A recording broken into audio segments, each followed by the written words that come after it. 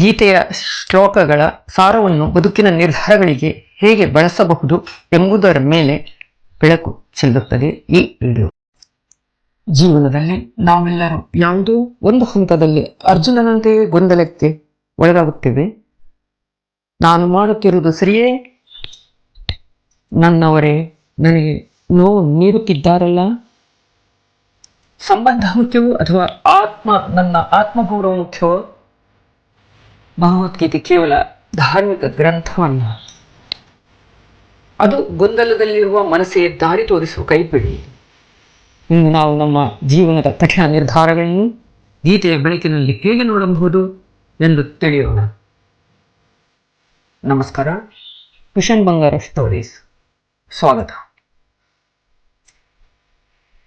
ಭಗವದ್ಗೀತೆ ಕಲಿಸುವ ಬದುಕಿನ ಪಾಠ. ನಿರ್ಧಾರಗಳಲ್ಲಿ ಸ್ಪಷ್ಟತೆ, ಬದುಕಿನಲ್ಲಿ ಸ್ವಾಭಿಮಾನ. ಕರ್ಮಣ್ಯೇ ವಾಧಿಕಾರಸ್ಥೆ, ಫಲದ ಮೇಲಲ್ಲ ಕರ್ತವ್ಯದ ಮೇಲೆ ಗಮನ. ಕರ್ಮ ಮಾಡು, ಫಲವನ್ನು ನಿರೀಕ್ಷಿಸಬೇಡಿ. ಇದರ ಅರ್ಥ, ನಾವು ಮಕ್ಕಳನ್ನು ಬೆಳೆಸುವಾಗ ಅಥವಾ ಯಾರಿಗಾದರೂ ಸಹಾಯ ಮಾಡುವಾಗ ಅವರು ಮುಂದಿನಲ್ಲಿ ಹೀಗೆ ಮಾಡುತ್ತಾರೆ ಎಂಬ ನಿರೀಕ್ಷೆ ಇಟ್ಟುಕೊಳ್ಳಬಾರದು. ನಾವು ನಮ್ಮ ಜವಾಬ್ದಾರಿಯನ್ನು ಪ್ರೀತಿಯಿಂದ ಮಾಡಿದ್ದೇವೆ, ಅದು ನಮ್ಮ ಕರ್ತವ್ಯ. ಆದರೆ ಕಾಲ ಬದಲಾದಂತೆ ಪರಿಸ್ಥಿತಿ ಬದಲಾಗಬಹುದು. ಆಗ ನಾನು ಅವರಿಗೆ ಅಷ್ಟು ಮಾಡಿದೆ, ಅವರು ನನಗೆ ಹೀಗೆ ಮಾಡುತ್ತಿದ್ದಾರಲ್ಲ ಎಂಬ ನೋವು ಬರುವುದು ಸಹಜ. ಆದರೆ ನಾವು ಆ ನಿರೀಕ್ಷೆಯಿಂದ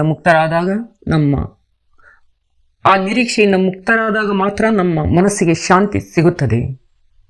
ಆತ್ಮಗೌರವ ಮತ್ತು ಸ್ವಾಭಿಮಾನ. ಕೃಷ್ಣ ಹೇಳುತ್ತಾನೆ, ಉದ್ಧರೇದ ಆತ್ಮಾನಾತ್ಮಾನಂ, ಅಂದರೆ ಉದ್ಧರೇದಾತ್ಮನಾತ್ಮಾನಂ ಅಂದರೆ ನಿನ್ನನ್ನು ನೀನೇ ಉದ್ಧಾರ ಮಾಡಿಕೊ, ನಿನ್ನನ್ನು ನೀನೇ ಕೆಳಕ್ಕೆ ತಳ್ಳಬೇಡ. ಬದುಕಿನ ಸಂಧ್ಯಾಕಾಲದಲ್ಲಿ ನಾವು ಯಾರ ಮೇಲೆಯೂ ಭಾರವಾಗಬಾರದು ಎಂದು ನಿರ್ಧರಿಸುವುದು ಅಹಂಕಾರವಲ್ಲ, ಅದು ಆತ್ಮೋದ್ಧಾರ. ಭಗವದ್ಗೀತೆಯ ಪ್ರಕಾರ ಒಬ್ಬ ಮನುಷ್ಯ ತನ್ನ ಸ್ವಾಭಿಮಾನವನ್ನು ಕಾಪಾಡಿಕೊಳ್ಳುವುದು ಅವನ ಧರ್ಮ. ಇನ್ನೊಬ್ಬರ ಅವಲಂಬನೆಯಲ್ಲಿ ಬದುಕುವುದು ಮನಸ್ಸನ್ನು ಕುಗ್ಗಿಸುತ್ತದೆ. ಆದ್ದರಿಂದ ನಮ್ಮ ಕಾಲ ಮೇಲೆ ನಾವು ನಿಲ್ಲುವ ನಿರ್ಧಾರ ಮಾಡುವುದು ಭಗವಂತ ಮೆಚ್ಚುವ ದಾರಿ.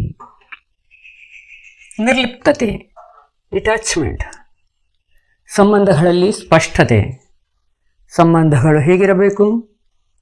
ಕೆರೆಯ ಮೇಲಿನ ಕಮಲದ ಎಲೆಯಂತಿರಬೇಕು.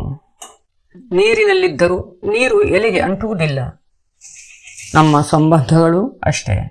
ಪ್ರೀತಿ ಇರಲಿ, ಆದರೆ ಅತಿಯಾದ ವ್ಯಾಮೋಹ ಬೇಡ. ಮಕ್ಕಳು ತಮ್ಮ ದಾರಿಯಲ್ಲಿ ಸಾಗಲಿ, ನಾವು ನಮ್ಮ ದಾರಿಯಲ್ಲಿ ಸಾಗೋಣ. ದೂರದಿಂದಲೇ ಪ್ರೀತಿಸುವುದು ಮತ್ತು ಗೌರವಿಸುವುದು ಕಲಿತರೆ ಮನಸ್ಸು ಹಗುರವಾಗುತ್ತದೆ. ನನ್ನದು ಎಂಬ ಮಮಕಾರ ಕಡಿಮೆಯಾದಷ್ಟು ಜೀವನದಲ್ಲಿ ಸ್ಪಷ್ಟತೆ ಹೆಚ್ಚಾಗುತ್ತದೆ. ನಾವು ತೆಗೆದುಕೊಳ್ಳುವ ಕಠಿಣ ನಿರ್ಧಾರಗಳು ಯಾರಿಗೂ ಅನ್ಯಾಯ ಮಾಡಲು ಅಲ್ಲ, ಬದಲಾಗಿ ಎಲ್ಲರಿಗೂ ನೆಮ್ಮದಿ ನೀಡಲು ಎಂಬ ಅರಿವು ನಮಗಿರಲಿ. ಸ್ಥಿತಪ್ರಜ್ಞತೆ.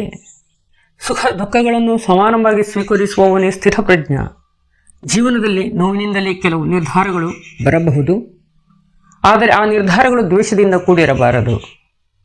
ಕ್ರೋಧ ಮತ್ತು ಪ್ರತಿಕಾರವಿಲ್ಲದೆ ಕೇವಲ ಪ್ರಸ್ತಾವವನ್ನು ಅರಿತು ಬದುಕನ್ನು ರೂಪಿಸಿಕೊಳ್ಳುವುದು ಶ್ರೇಷ್ಠವಾದುದು. ಕೊನೆಯದಾಗಿ, ನಿಮ್ಮ ಬದುಕಿನ ಸೂತ್ರ ನಿಮ್ಮ ಕೈಯಲ್ಲಿದ್ದರೆ ಮನಸ್ಸಿನಲ್ಲಿ ಕೃಷ್ಣನ ಶಾಂತಿ ನೆಲೆಸುತ್ತದೆ.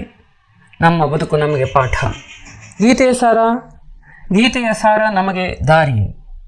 ಸ್ವಾಭಿಮಾನದಿಂದ ಬದುಕೋಣ, ಎಲ್ಲರನ್ನು ಪ್ರೀತಿಸೋಣ, ಆದರೆ ಯಾರ ಮೇಲೆಯೂ ಅವಲಂಬಿತರಾಗದಿರೋಣ. ಈ ವಿಡಿಯೋ ಇಷ್ಟವಾದರೆ ಲೈಕ್ ಮಾಡಿ, ಸಬ್ಸ್ಕ್ರೈಬ್ ಮಾಡಿ. ಧನ್ಯವಾದಗಳು.